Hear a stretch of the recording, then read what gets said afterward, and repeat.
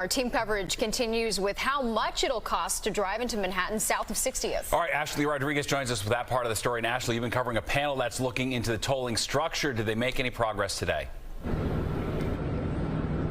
Yeah, so the meeting wrapped up about 40 minutes ago with no decision. But take heart, the meeting started with the board saying that their goal is to keep the tolls as low as possible and as equitable as possible. The only problem is the board doesn't see all drivers as being equal. So some drivers are just going to have to pay more than others. So the 6-member board is trying to hammer out who will pay more and who will pay less. Some of the categories they're considering is offering discounts for entering the central business district overnight, offering crossing credits for people who already pay a toll to enter the CBD through the 4 tunnels.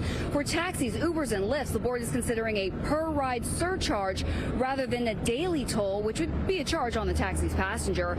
They're also considering making large trucks pay more than other vehicles and low-income drivers pay less. But even that came under fire for not being enough to offset costs. Question on my end, but listen, I would object to any charge being throttled with the driver. They're earning a living. The driver should not be paying a charge at all. We should figure out a way to build it into the structure and put our minds together and figure out how the driver does not get shackled with the charge.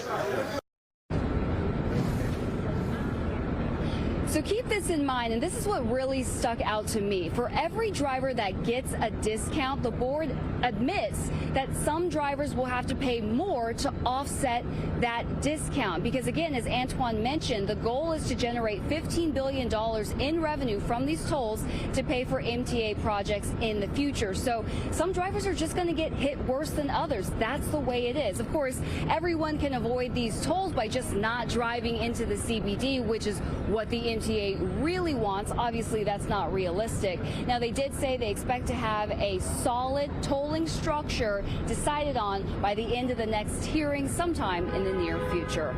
In Lower Manhattan, Ashlie Rodriguez will send it back to you.